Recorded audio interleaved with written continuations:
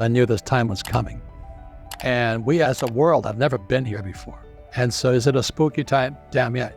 It is probably the most dangerous time ever, ever, ever, ever. There's nothing to compare it to because there's never been a world economy before. For example, 100 years ago, if there was a stock market crash in England, it didn't affect anybody. Now the US goes down, the world goes down. So plus with social media and all this we're doing now, and so we've never been here before. And I'm excited about it because I make more money in crashes than I do when they go up. So, but for the average person, they'll get wiped out. I'm afraid at the worst, I hope I'm wrong, but I think we're heading for a global depression. Global depression? Yeah. What does that look like? Depression. I mean, people are depressed. The economy stays down, it's hard to come back up. And now the good news is that for those who are prepared for it, like you and like this, you'll do better. See, not everybody dies in a plane crash, some plane crashes. But the last crash in 2008, I was on Wolf Blitzer's program 6 months before Lehman Brothers went down. And I said Lehman was going down. And nobody listened, but it went down. And so I've been expecting this market to go down for quite a while. And I'm concerned about my fellow human beings. But as you know, most Americans are clueless. They don't know what's going on. But if you travel the world, I just got back from Africa, and China and Japan, New Zealand. People are scared. Australia hasn't had a recession in 30 years. It's in recession. But Americans are fat, dumb, and happy, having a good time, which is good. But I'm concerned. That's all I can say. I'd be afraid if I had kids. I think as an adult, you can go hungry, but you don't want to see your kids go hungry. And that's what's going to happen. You think it's going to get that bad? Yeah. And the US dollar is fake. Never in the history of the world has any fake money ever survived. And we're doing the same thing. We just keep printing this money. And when I wrote Rich Dad, Poor Dad almost 25 years ago, people said I didn't know what I was talking about. I said savers would be losers. Now, today there's quantitative easing, which is counterfeiting money. And then you have zero interest rates. And people are still saving money. Are you nuts? They just printed, I think, $500 billion in September of this year because the repo market is going down. And the average guy goes, well, what's the repo market? They don't know. So that's why it's fake money, fake teachers, fake assets. Our education system, it has been my rant forever. Why don't we teach people about money? Why is it? We all use money, but we don't teach people about it. So that's why I'm concerned. And I wrote this book, Who Stole My Pension? It's already sold out.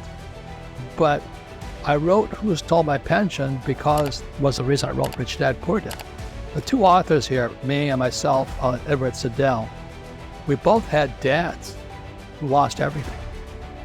And when I was in my 20s, and my poor dad lost everything, it scarred me. And I said, I'm never going to let anybody ever do that to me. So I had just come back from Vietnam in 73. My dad was unemployed, poor dad was unemployed. And he tells me, go fly for the effing airlines. I said, are you kidding me? And he says, go back to school, get your master's and get your PhD. I said, are you kidding me? Here the guy is unemployed. He's got no pension. He's got no paycheck. And he's telling me to go back to school. I said, what, learn nothing? And those guys who, my friends who flew for United Airlines, they're broke today. Their pensions were stolen. And Americans, on how my 401k is doing. I'm going, gee, I'd be a little bit worried, but they don't know. Americans live in a fishbowl. Everybody sees in, but Americans can't see out. So I travel the world constantly. And what I see going on in the world is disturbing. I was just in Argentina, and I took my kid brother there, and he came back a changed man. He says, you weren't kidding, were you? I said, no, I wasn't. My brother could not believe that what happens in Argentina is going to happen here. So the fear today, I think people are a little bit wiser, is because they do remember 2008, and they do remember 2000. So 2008, 2008, and here we are today. So I think most people are at least kind of tuned in. I hope it doesn't come down, but I'm afraid it will. But I want to say what you did was really, really smart, because the best time to start a business is right after a crash. I made more money after 2008 than ever in my whole entire life. because everybody was hiding like little cockroaches. Wow, you made more money after 2008 Yeah. than your entire life. Yeah, so when, here I'm talking about the coming depression, everybody says, oh, you're such a pessimist, I'm going, no, I'm excited. I guess it's really stimulating thinking about all the bargains that are going to be on the street, I mean, it's going to be bargains everywhere. But everybody else, oh, you're pessimistic. No, I'm actually optimistic. So anyway, so you're very smart. What I studied business. Guys who start right after a crash do very well most of the time. The 2008 was Wall Street. Toxic assets. Toxic assets. CDOs, MBSs, Yes. derivatives. Mm-hmm. And so what is it today? Wall Street just looted the pensions. So this book, Who Stole My Pension, it's like I said, my co-author is an SEC attorney. And he got sick and tired of seeing all these bankers loot the pensions and get paid bonuses. And then the labor union guys who manage the funds get paid bonuses. And the guys who manage it get paid bonuses. Meanwhile, the workers get screwed. So when this next crash comes, it's going to be horrible. Now you look at the other guys. So there's two authors. Ted Siddell, SEC attorney. His father was a CIA operative in Uganda. And Idi Amin killed his father. So his family went broke because there was no body. He couldn't collect anything because no body, no corpse. Whereas my father ran for political office against the governor of Hawaii, and he got crushed. And the governor says, "You're no job, no paycheck, no pension." So my old man's broke. So it kind of put us on edge. You know what I mean? I don't trust my government. I'm not a Republican or Democrat. I like Trump, but they can't save me. Trump, Biden, Sanders. I mean, it's a cast of characters, right? You got the Donald on one side, and then you got Comrade Sanders, a commie. It's a reality TV show up there. You're counting on the government to take care of you? I mean, well, wake up. So you don't at all look at it as they have an effect over your net worth or your next moves? No. So you're... That's good. You want to make sure that no matter who's in office or who crashes, you're okay. That's the most important thing you can do. You don't pivot based on presidents? Oh, of course not. They don't affect me at all. You don't pivot based on president? No, I'm not a stock guy, that's why. Okay. So I'm a real estate guy. I own businesses. So the Rich Dad Company does better in a crash. And apartment houses, they always do well because people have to have someplace to live. Mm-hmm. And when oil wells, because people are always burning oil. I always protect my assets that they're crash proof. So let me ask you, the average person's watching this right now saying, okay, Robert, I'm not like you. I don't run a company. I don't have a brand. I haven't sold 41 million copies. I don't have oil. I don't have rental properties.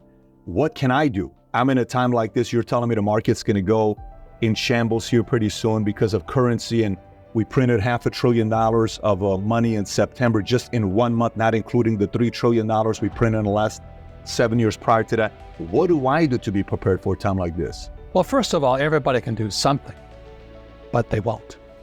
And that's the problem. The reason, who stole my pension, there was plenty of money in it, but nobody did anything. They just stole it. And people did nothing. It's like I said, when the crash came in 2008, not one of those guys went to jail, got paid bonuses. So there's something rotten inside America. And I think the problem with many Americans is they're complacent. They expect, well, it'll heal itself again. So the thing that everybody can do is, my first investment was a gold coin in Hong Kong. I bought a crew carrier. I was flying off an aircraft carrier in Vietnam. And I went to Hong Kong and I bought a gold crew carrier. The date was 1972, but that gold coin today is worth almost $2,000. The one gold coin? Yeah, and I still have it. What'd you pay for it? $50. $50 to $2,000. 1972? Yeah, it just sat there. So I have and so I never, because I understand money, that, quantitative counterfeiting and zero interest rates, I don't trust the dollar. So for most of my life, I've saved gold and silver. So I have millions in gold coins and silver coins.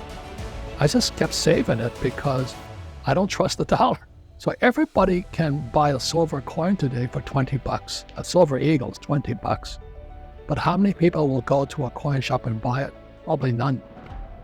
Less than 1% of Americans own precious metals.